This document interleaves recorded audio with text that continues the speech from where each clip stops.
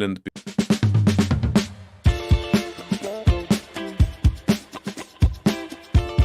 The Market Musings podcast with Fairbairn and Russell.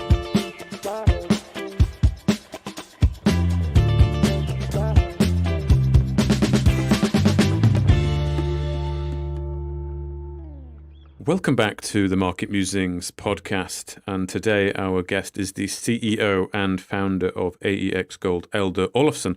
Hi Eldur, welcome onto the Market Musings podcast. How are you? I'm very well, and thanks for having me. No, it's a pleasure to have you. And where are you calling us from today?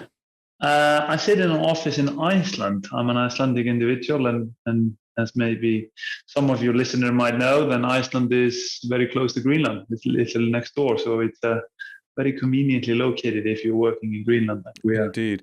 And is it true that the rumour with Iceland is it was called Iceland to deter people from going there, and Greenland was called Greenland because they wanted to attract people there? Is that rumour true? Yeah, I mean, well, true or not true, at least that was written by our forefathers and Vikings, and to some extent, I think there was a second or the third Viking that came up here to Iceland. He lost his ship and his family, I believe, and therefore he kind of put that name on the country.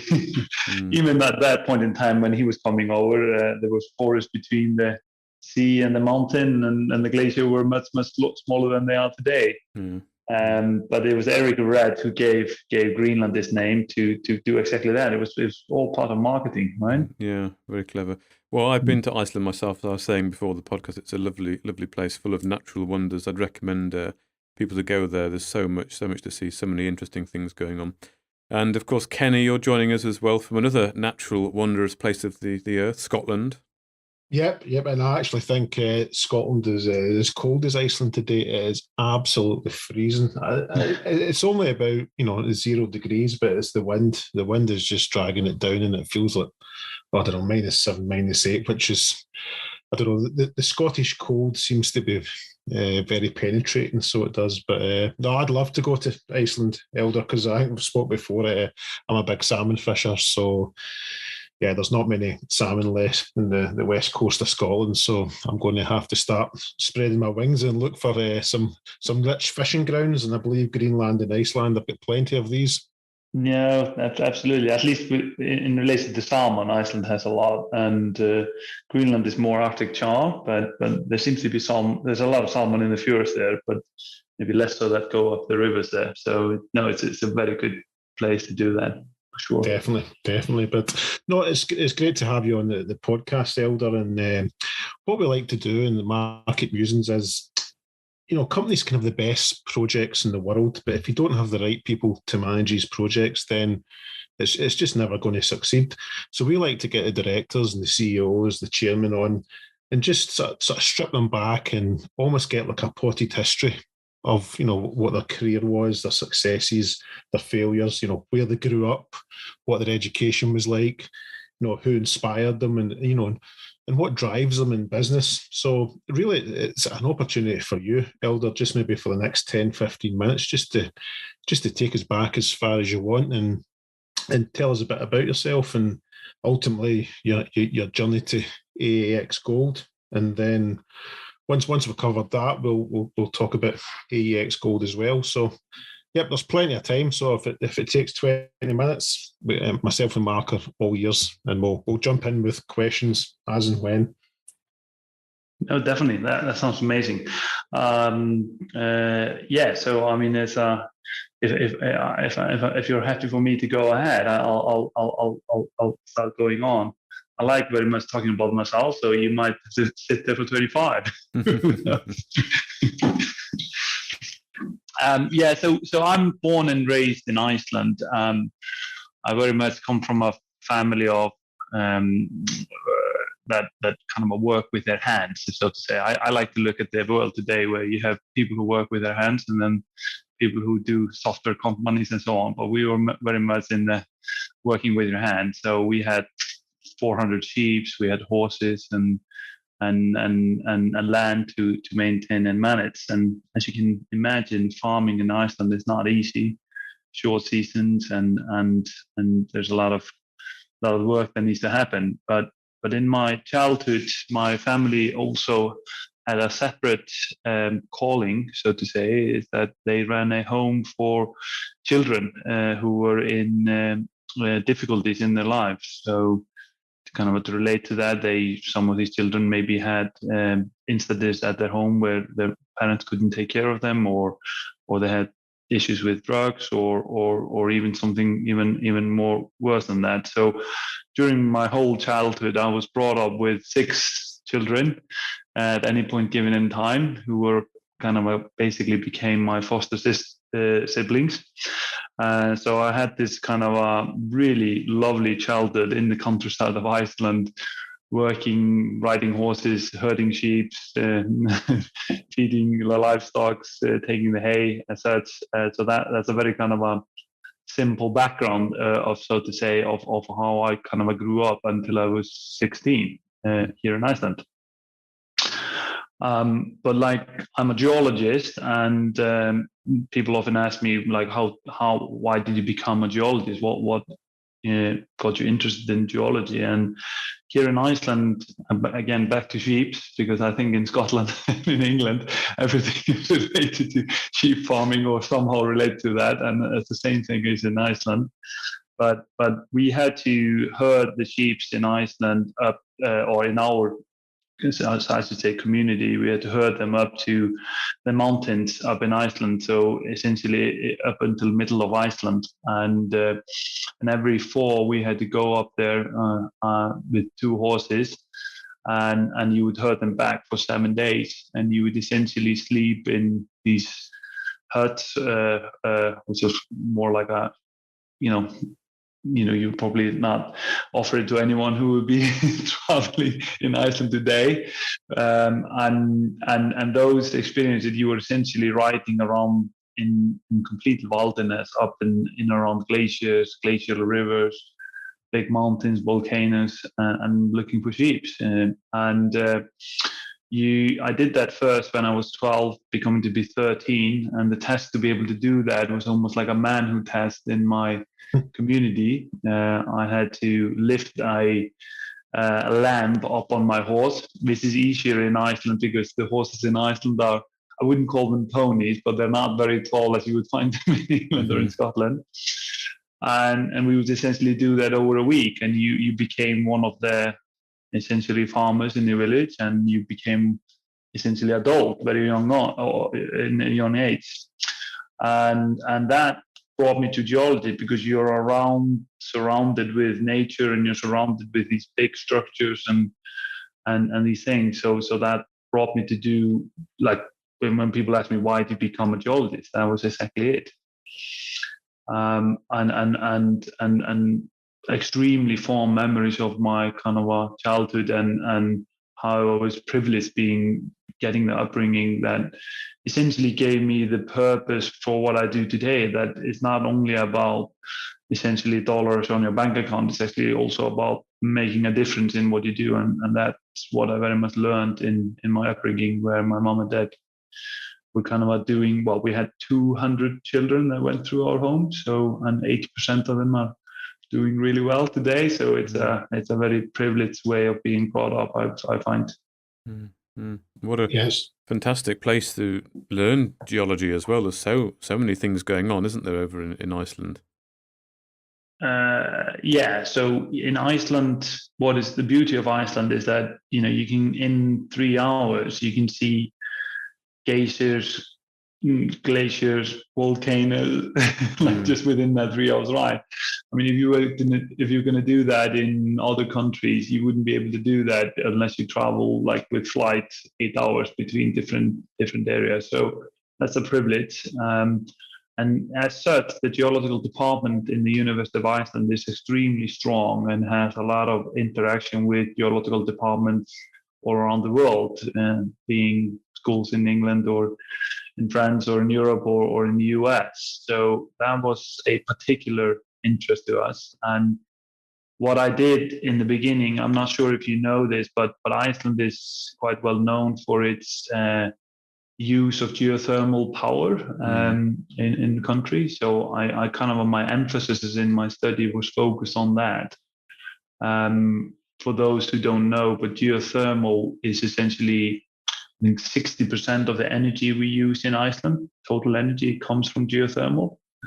And to put that into perspective, geothermal is essentially extracted in a way that we drill oil wells, essentially, they're the same design as oil wells, into a volcano, and down to 2 to 3 kilometers depth, and we extract heat from that area in form of either steam or water, and from that holes we generate electricity from the steam, and from the hot water we generate water to heat our houses.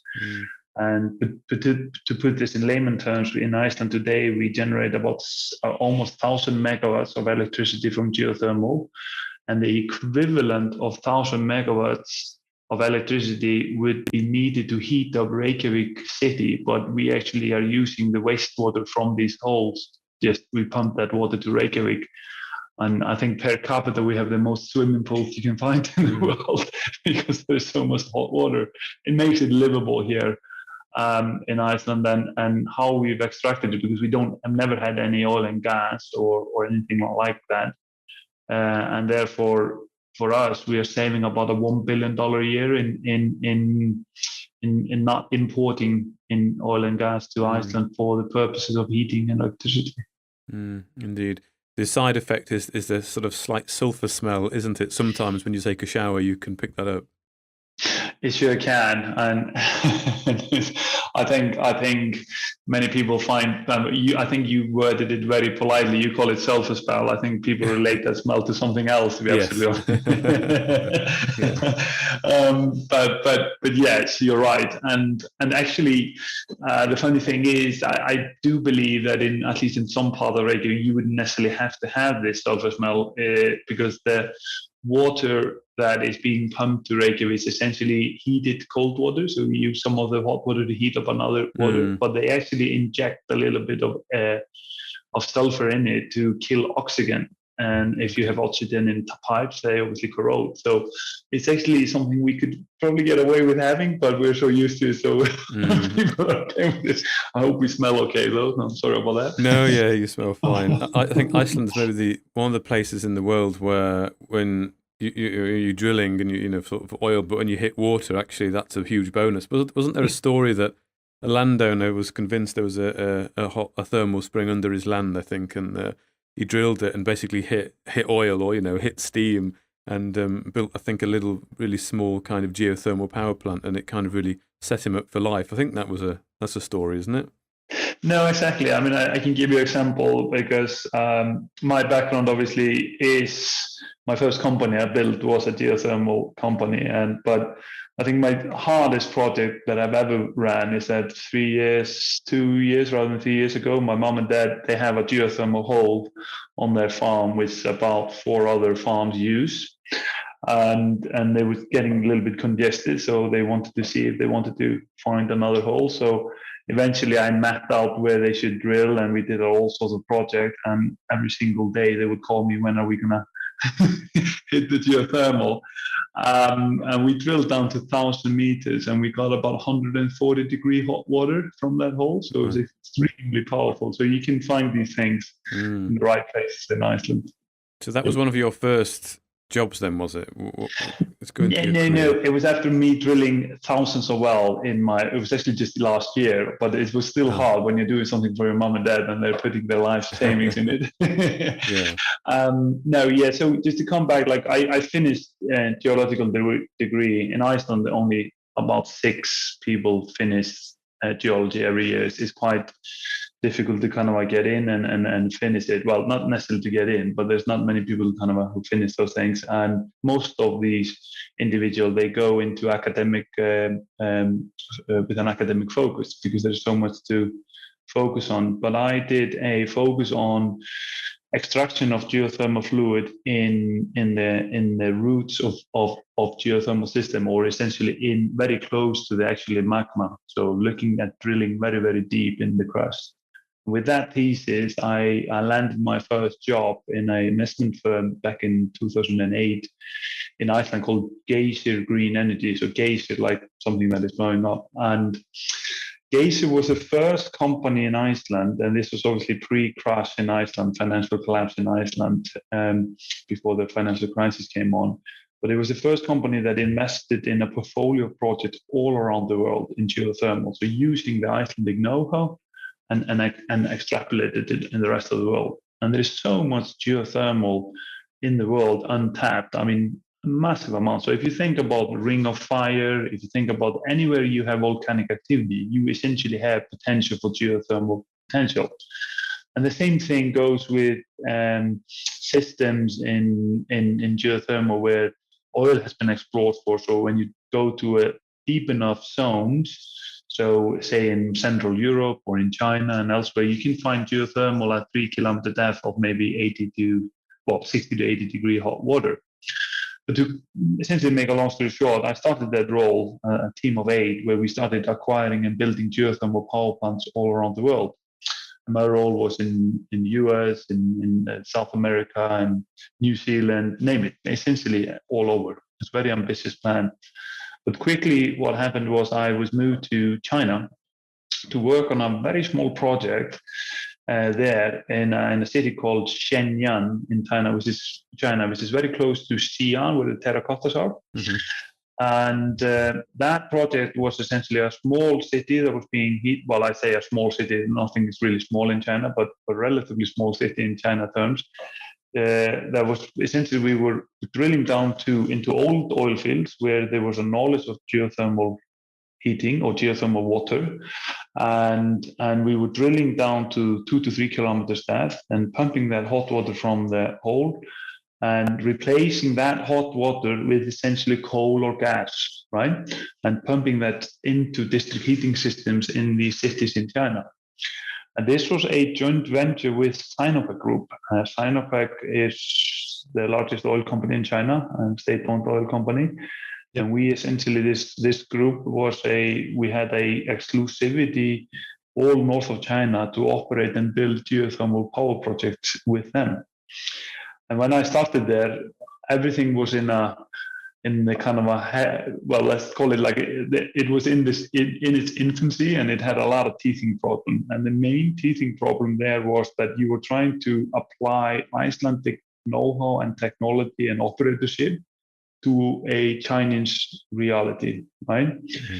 So when I came there, we had a lot of Icelander involved, et cetera, and I was put in charge to kind of set things up. And part of it, yes, was geological know-how, but also I knew how to weld piping and I used to do that as my summer job. So I understood a little bit about these things as well. But when I came there, I quickly understood that having this gap between Iceland and China wasn't going to work. So we were lucky enough in Iceland, we had ran an education program for, United Nations, or through a United Nations geothermal training program, where we had educated about 60 people from China in geothermal development. And so what we did is that we hired them to come in, extremely smart and qualified people, and essentially ran a joint venture. So Chinese individual understood Chinese reality, but understood also what it needs to take to run proper geothermal development. And essentially, it absolutely blossomed, and it went extremely well. And we moved this venture from essentially starting in one city to 3 provinces and multiple cities in my time there. But while this was happening, Geyser went into administration, because my company that I worked for was then, the collapse happened in Iceland. Most of the shareholders went bankrupt, and the bank took that over. And this is the first time I had put so much investment and blood, sweat, and tears in teaching people welding pipe and all the rest of it. So I decided to build my first company, and I basically moved away from China there and then, went to Copenhagen for a study, and I had my first child there at the same time, a girl named Ise, and essentially put together a group to acquire the Asian arm of Geyser Green Energy, and we raised about $50 million to both acquire the project and also to invest into China. And if you think about it, this was extremely difficult. This is a joint venture. It's in resources in China. It's very difficult to understand how you can actually extract capital out of China or make an exit out of China. So this all needed to be negotiated. It needed to be fundraised, and the fundraise, like we had a Raiffeisen Bank, which is a bank and a fund related to that in Austria who funded the project. So it was a big learning curve, that kind of a financial part and restructuring part, because essentially we were restructuring an entity there, and then building the project at the same time and growing the project. But luckily, this all went really well, and this company now is called Sign of a Green, and it's booming. It's doing extremely well. I got the opportunity to sell out, me and my partners, in 2012, which we took. Mainly, there were a few reasons for that. Partly it's because my role was almost, I don't want to say finished, but I mean, this was in good hands. The people there were growing this, etc., etc. I was a small pawn in the investment scheme that is needed, so I couldn't necessarily follow much more of capital. But we got a good exit for our own terms, and that's when, essentially in 2012, where I decided to say, okay, we've taken this out, and I want to focus on something closer at home. And Greenland had then always been on my kind of a mind. So we actually went on from building something up in China to its completeness, and then have been focused on Greenland ever since. Kind of a backstory of it. Yeah, I was just want to take you back to sort of Iceland, if you don't mind, at Eldur as well. Obviously, sort of Iceland came to the front, probably for the football reasons. I think that's what kind of captured the public's imagination maybe 3 or 4 years ago, especially when they beat England, which was obviously tremendous for me. It was like Scotland winning the World Cup. Sorry, Mark, I know you're not a football fan, but I got from that European Championship that there's a great sense of sort of community spirit in Iceland. I mean, the chant was just so simple that the whole world is copied the football chant. You know, it was just amazing, and it was an insight into a culture that perhaps quite a lot of people had, not really seen much about Icelandic people, but for some reason it just came out in football. It was brilliant. So I take it there is a really good community spirit in the whole of Iceland. Yes, I think so. I mean, I lived most of my professional career. I lived outside of Iceland, but I moved back in, I want to say 2016 rather than 2015, because I wanted to. I wanted my children to grow up here. I wanted them to benefit from the school system here and the free health service and various bits and pieces. There are challenges also to live in a small country like Iceland. We're only 370,000. I mean, that's just like a small town in England, right?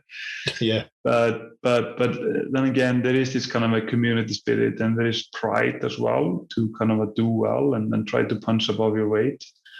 And we've grown relatively quickly in, should we say, 100 years, or probably less so, from being the poorest country in Europe to be one of the, I don't like to use the word richest, but quite well off per capita. Yeah. And I think there is that, to your point, there is this pride of doing well and hard work. I think that's the key, because you also have to kind of acknowledge and be fair to yourself and say, when you have a pool of capital that is 370,000 people, not everybody will be, you don't have as many people to choose from than, for example, England, right? So each person matters, and therefore we built up an education system or a football union that, gives everybody a chance. And I think with that spirit at hand, you can be quite effective in communities that are maybe trotting the same path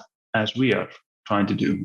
And as you say, it is quite a small, 370,000. I think I'm trying to think, in Glasgow, there's probably a million people. So yeah, it is quite a small population, and obviously the achievement you had at that European Championship was just amazing for the size of the country.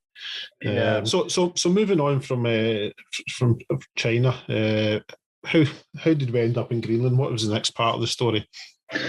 Yeah, I mean, being in China, I learned, awful lot. I mean, you learn that culture. There are, like in any single country that I worked in, and I've highlighted obviously China and now Greenland, but I've obviously worked in Africa. I worked in all around the world. So you get understanding of different things. But the key understanding I got from the project I worked on in China is that resources and resource project, they take a fair bit of longer time than most companies to develop and build. Mm-hmm. And they also, there are so many stakeholders, there are so many different people, governments, various different things that you have to work with. And so Greenland, why Greenland? I think if I focus first on the things we can't change, right? There are certain things in the world and in life you can't change. And one of them, which is geology. Even though I wanted to, you can't change geology. Geology is what it is, right? And when you look at Greenland, you're looking at a landmass that is half the size of Australia. It's massive. Yeah. It's more southerly, it's more northerly, it's more easterly, it's more westerly than Iceland itself. It goes everywhere around it, right?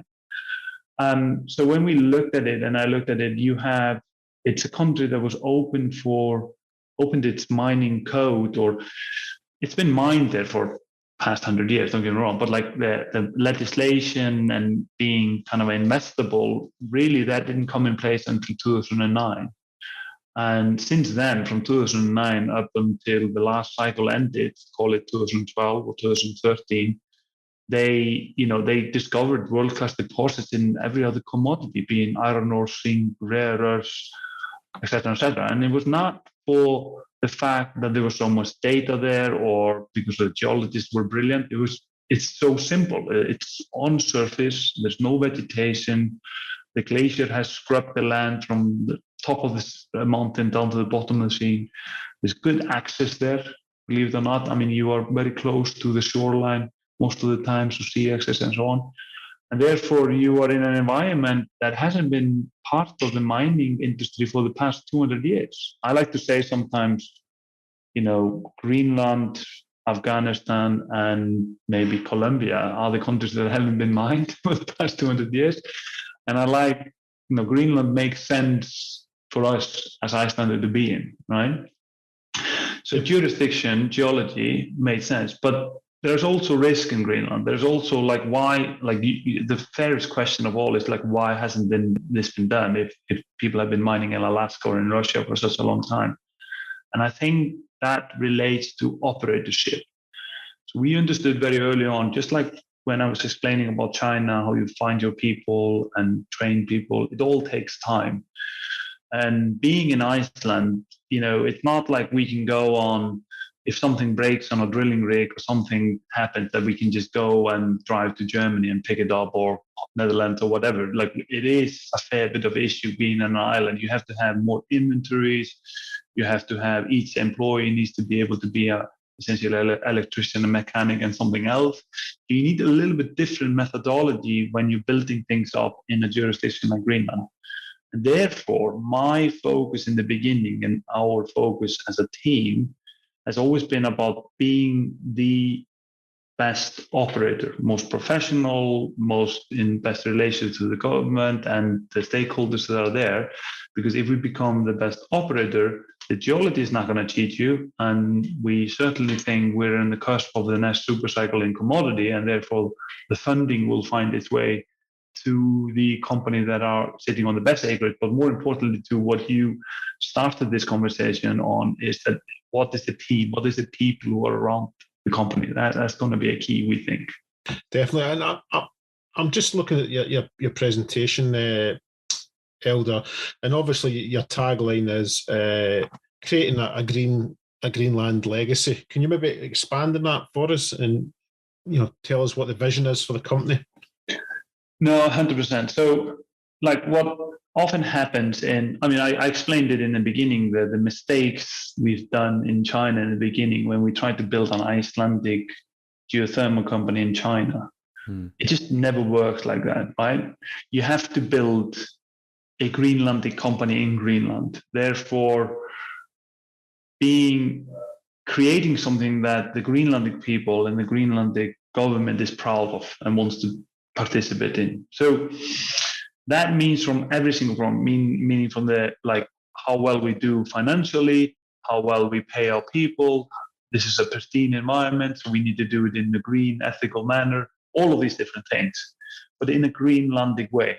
Okay, and therefore, like there is more agility that is needed in Greenland. There comes a time where the weathers aren't great, so you need to have some room for movement there. There is sometimes more logistical support that you need, etc., etc. But then again, you have a lot of positive as well, especially in the Greenlandic people. They can get by and get away with a lot of different things that you wouldn't find in other jurisdictions as well. So focusing on the strengths of Greenland to create the company, but with the professionality of the individual who have worked in various different jurisdictions to kind of underpin that, rather than building on, as I said, Canadian miner in Greenland or Icelandic or even Danish in Greenland. And I think that's what we're trying to achieve. And the biggest piece of that is with Greenland is getting the people involved. And we have already on all sets of level in the organization, on the board, the management, obviously in or at site, Greenlandic people. I mean, we train geologists, mining engineers, various different drillers. We trained 2 this year. We are in relation to the mining school of minerals in Greenland. And so all of these bits and pieces are very much important. It's to understand their culture, understand what works for them and not for someone else, and how that changes, because you can be in a situation in various different cultures where your instinct is to shout at someone for showing you behavior that is maybe not you're not used to in your own country, but that behavior just might mean something completely different. So what I'm trying to say is that we have to become Greenlandic and work on the terms of Greenlandic, but still take into account the international standards and be listed in 2 different states, etc., etc. So there's no simple answer to it, but it's that kind of a vision that we kind of holistically have to take into account. Yeah, and I think in this day and age, I think a lot of investors are pretty conscious about where they're putting their money. So if they see a company that's aligning themselves with the culture, the locals, and any specific rules to for that region, that's a big tick in the box for them. So you describe yourself as having first mover advantage. Can you maybe sort of, I know you kind of touched on it earlier, can you maybe sort of paint the scene in Greenland? What kind of mining activities going on, and why you guys, you've got such a big footprint? I think it's 4,000 square kilometres from memory. Why you were able to assemble such a large portfolio of amazing targets, resources. Yeah, no, certainly. So as you've seen, somehow my career has surrounded the fact of creating something where I'm going into an industry where everybody's going out. Like, to put this into perspective, the last cycle in mining was from, 2002, 3, 4, 5 up until 2010, 12, right? From 2012, 13, there was just essentially drought. I mean, there's been no investment in this industry since then, up until maybe last year or a year before, when we've seen all of the prices of these different minerals going up. To put that into perspective, the majors in this industry, they haven't been spending on exploration whatsoever in the past 10, 15 years, or 10 years, so to say, not at all. Because what happened there in 2012 is that most of these companies focused so much on building up large inventories of metal, and it less focused on revenue. And then that turned around completely in the wake of low commodity prices for the past 10 years. So they haven't focused at all on that. So what we saw very quickly on is that we said to ourselves, well, the world still will need a lot of minerals. And we've seen that now with electrification that is happening in the world, but various different reasons. We're 8 billion people, and probably going to be about 10 billion people. There's just a lot more minerals that is needed to keep our life standards as they are. And what has happened is that we went in there and we acquired this mine, Nalunaq, past producing mine. We had all of this infrastructure, you had all of this knowledge, operatorship, dealings with people, etc. But you also had data. We bought equivalent of data for the past 30 years. That data it costs quite a lot to acquire this data every year to do your exploration season, et cetera, in Greenland. And therefore, for us, we started to look at that data, analyze that data, and then we start acquiring more and more land where we saw we could have the opportunity of gold or what we call today strategic minerals. Then we acquired a second company which owned the license of Vagar, and the third which owned the license of Tartar, and we bought more and more data in this sense. So people were always at us saying, why are you buying more exploration? No one's giving you any value for exploration. This has no value back in 2012, 13, 14, 15. Whereas today, this is so much missing that most of the land in Greenland of any interest has not been completely licensed out. And you now see Anglo-American and Rio Tinto, all of these governments even going into Greenland and acquiring land. But we've got it. We've already acquired it. And that's put us in that position where we've analyzed the data, we've built a team, and we have a near-term cash flow development asset to kind of fund the overall portfolio in time. It puts us in a unique position. And that's when we say first mover advantage and being counter-cyclical to the market. I like to, I just kind of on this note, I think it's quite interesting. Facebook dropped in, like people, I should ask myself, why didn't you, when you sold out of China, why didn't you just buy Facebook stock, right? Like, absolutely stupid. You have made a lot of money there, right? But if you take into account that Facebook lost $200 billion in market cap, like in days, that's equivalent to the majority of the gold majors in the world today. That 200 billion is the size of like Agnico, Kinross, all of these different majors. If you turn this around again, that normal large fund, it would own maybe 1% commodities, which of 80% of that 1% would be oil and gas, 20% would be metal. So my point is that we need this. You have to take it out with your hand. You have to know it, but we need this as human beings. And there is so little investment that is going into this. So when we say first mover advantage, when the investment will come, and it will come, otherwise we can't live in the standard we have, that there's so much capital that will need to follow this. And therefore, the companies that have the best land, where the resources are on surface already with discoveries, in a good jurisdiction to operate, where it is important for companies like Apple and others to know where they're sourcing metal from, and it's done in the right manner. I think Greenland will be in the forefront of where we will be extracting this mineral. And that's kind of what we mean by first mover advantage in a kind of more maybe longer answer than you would hope for.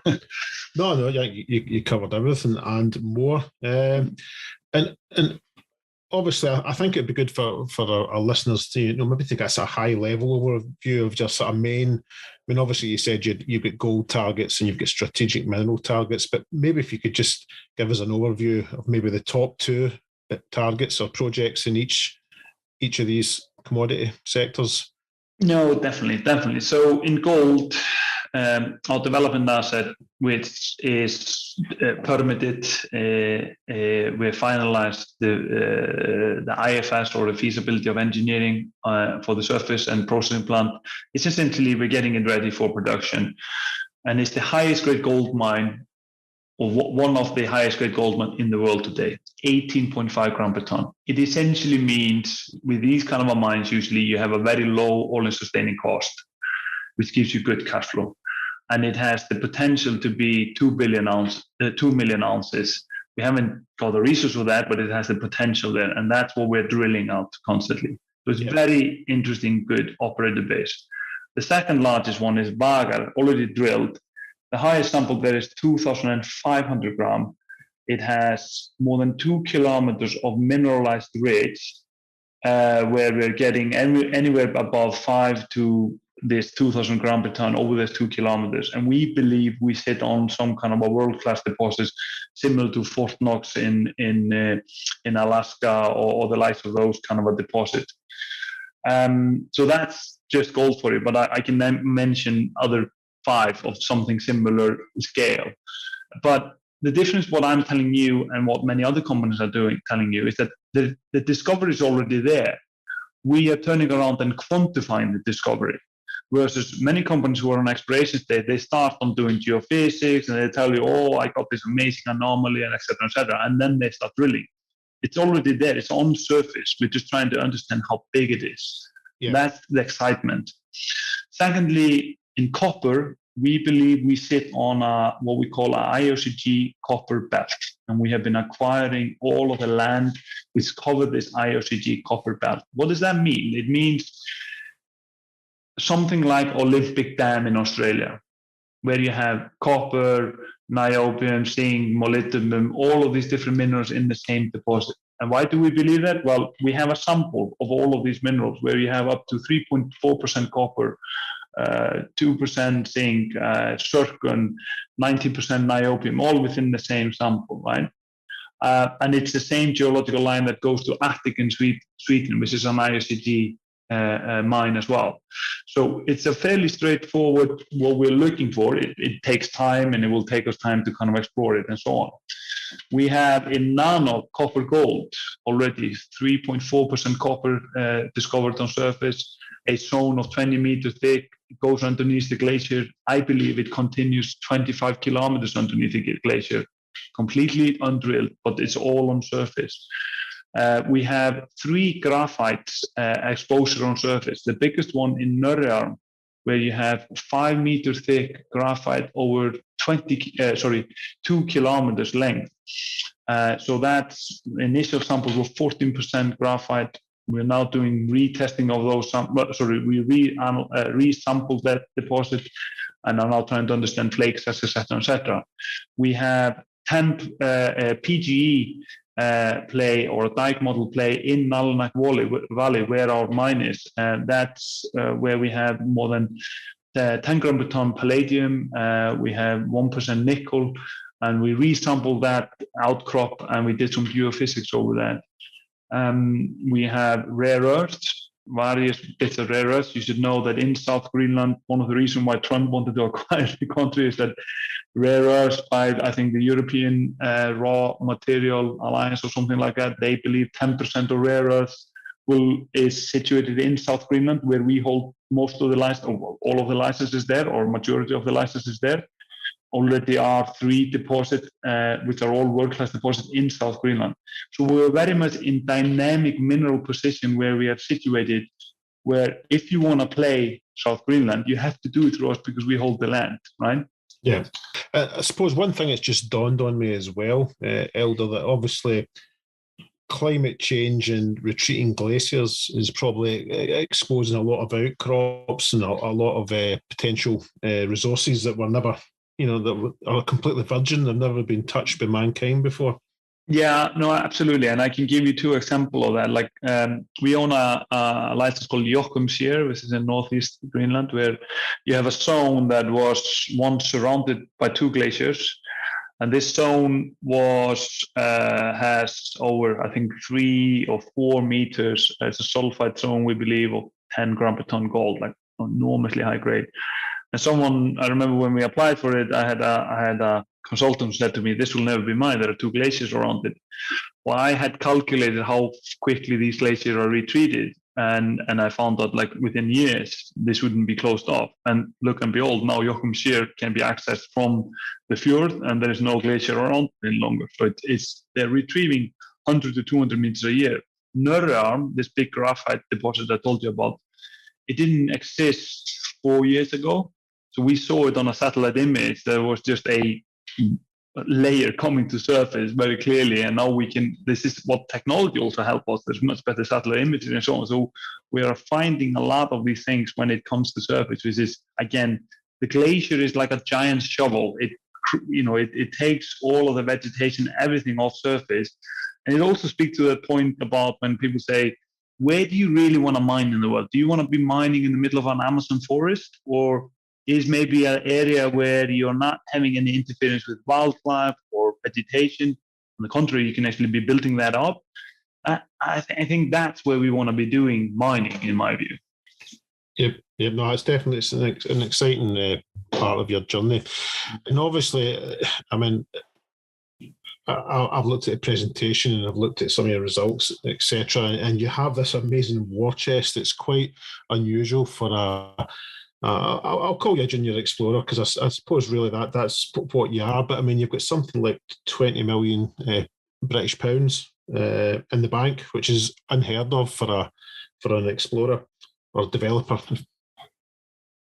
No, yeah, certainly. So we have been fortunate enough to be well capitalized. We are gonna, we have a good policy in making sure that we maintain that benefit, and it gives us the optionality of choosing the best route and value creation for our shareholders.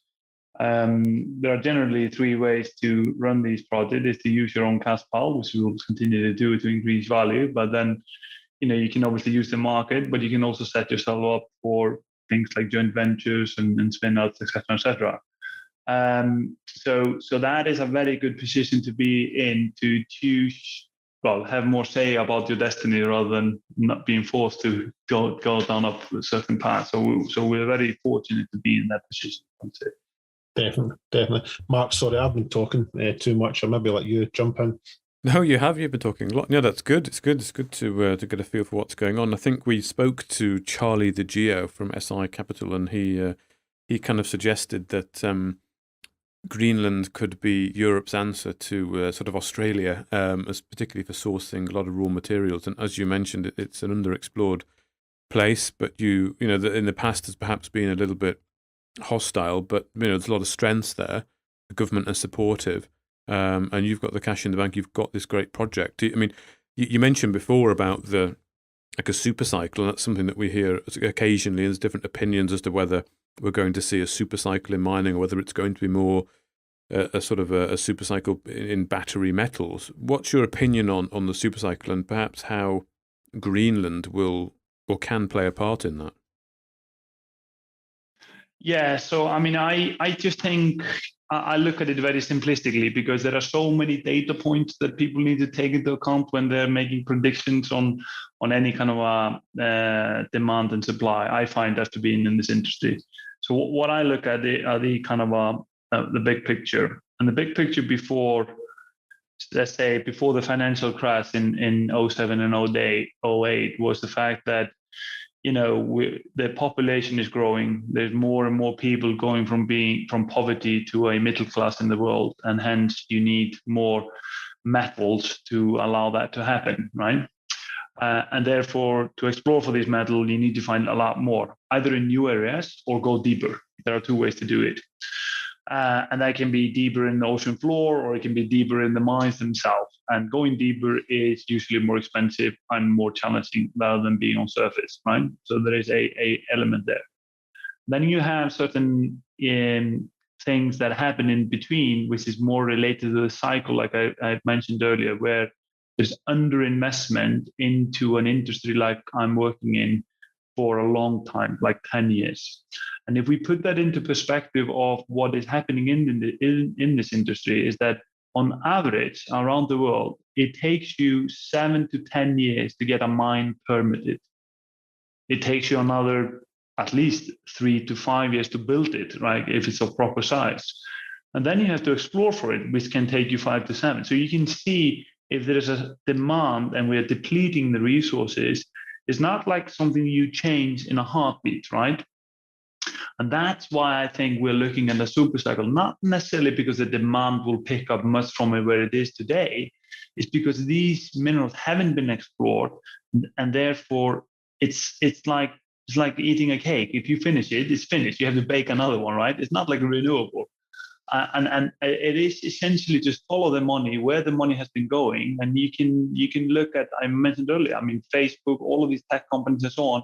There's been no interest in investing in the mineral sector, and therefore those minerals have been very low valued. Therefore, we're having very low inflation. And look and behold, soon as the mineral prices go up or any logistical strains, the inflation goes right away up, right? And you're not going to change that by saying, oh, all of a sudden we're just going to mine it cheaper. No, it's just physically not possible, because you have to work with your hands in this industry, not any way different. You can't computerize this or put it into a program, etc., etc. I'm not trying to criticize that. I'm just trying to give an example of how this industry works and how we need it. And therefore, I think there's a super cycle coming. I can't time it if it's happening in 6 months or 1 year, but that direction is in that direction for sure, I think. Mm-hmm. Okay. Well, I wonder if we maybe do just finish with the sort of 60-second challenge, which we occasionally spring on our guests. So I'm very sorry that you have no warning, but it might be a good idea to, if you're up for it, of course, we'll give you 60 seconds in order to sort of make the elevator pitch, if you like, for the company and the investment case. But I think as well, in your case, maybe for Greenland as well. So maybe half and half, an investment case for Greenland and why people might consider AEX Gold. So, I mean, would you be up for that challenge, Eldur? Yeah, no problem. Okay. So what I'll do is I'll just get my stopwatch loaded up on my phone here, and I'll count you down from 3, 2, 1. Take it away. Right. I do think people should focus their eyes on Greenland for the key reason is that the minerals there on surface. You can go on the portal and find them. The jurisdiction is essentially Scandinavia. So you're working where the taxes are paid, where you have title rights, etc., etc. And you have a country that is big enough to have the potential of multi-million ounce resources. And that has been proven in the past 10 to 15, 20 years in the exploration in this area. So therefore, if you are looking at your investment, you cannot take only into account a drill intersection or something like that. You have to take everything into account, everything from the team to the jurisdiction to the resources to the area that you want to work in. And then you can even take politics into that as well. Where are you going to source it? What are the influences in that factor as well? And Greenland sits exactly where you should put your money in my view. And therefore, I put all of my capital so far that I have earned into Greenland, because I think that's where the future lies. Okay, excellent. Well, you're a minute, 10 seconds there, but that was a good pitch for Greenland. So I think that covers pretty much everything, I think, does it, Kenny? Yeah, it's been almost an hour, and it's just flown in. So thanks very much for your time today, Eldur. It's been a pleasure speaking to you, and hopefully we'll catch up with you again in a few months. Mark, have you any final words? No, that's great, except to say thank you very much, Eldur, for your time today. It's really given us an insight there into the company. And of course, Greenland, so that might be another country I can add to my list to go and visit at some point. Thank you both. Yep. Have a start. Thank you. Thank you for listening to another podcast from Market Musings with Ben and Russell. Tune in next time.